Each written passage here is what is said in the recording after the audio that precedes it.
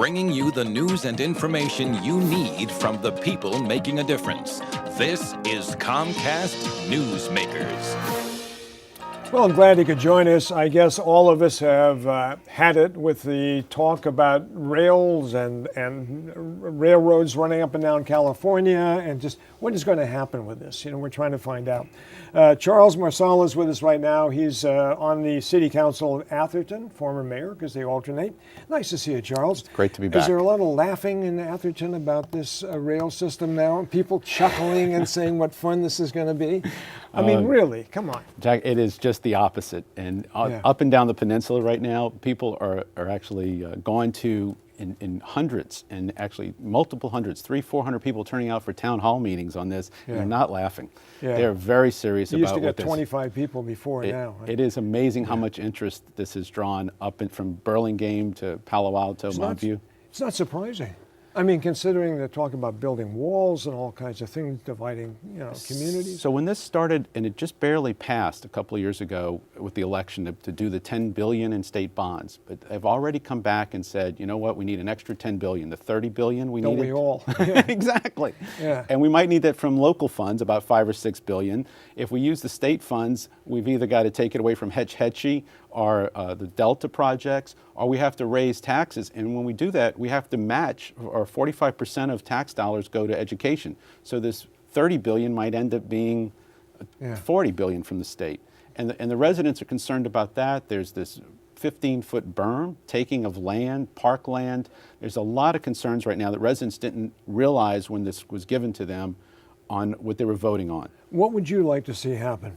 Well, Atherton and Menlo Park, actually, when this came out, did sue for a better environmental impact report. One thought we've had is, why don't you stop the train in San Jose? You don't need to come up through the peninsula. Or if in San Francisco, you might think, would you put a berm down Van Ness? Another idea, we took down the Embarcadero. Great idea. Yeah, exactly. Yeah. So in our towns, would you put a berm that's that high, and you can look and just see that freeways, when they go through a town, cause, it's divisive. The other idea is to take it through the East Bay. There was Altamont Pass. It was another concept to bring it around that way, and then maybe through BART into San Jose. So the other thing would be, we want funding. We want to make sure that the money's there.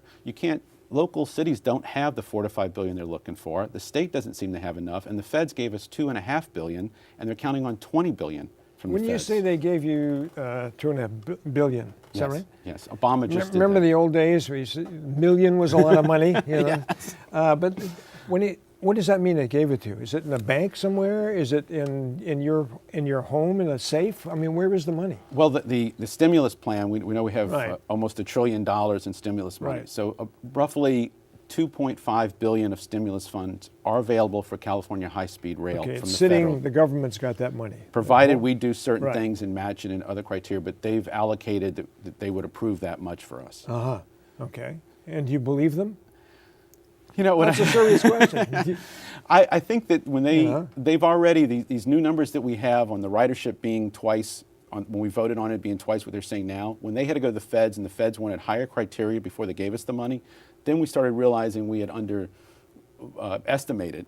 And I think the feds may not, if they start to look at all the other problems we have with this high-speed rail initiative. Yeah. And we're counting on $20 billion from the feds to do this. So they're only saying we'll give you $2.5. I don't know if the federal government's going to have another 15 to 17 billion. Exactly.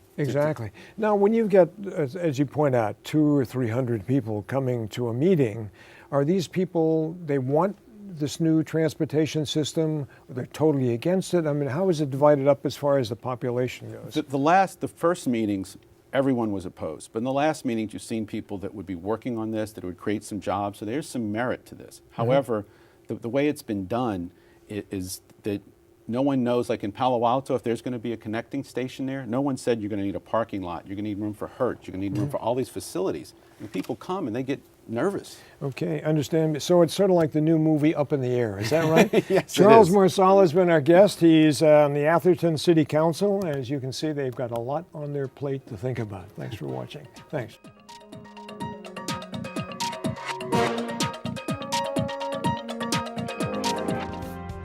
Thanks for watching.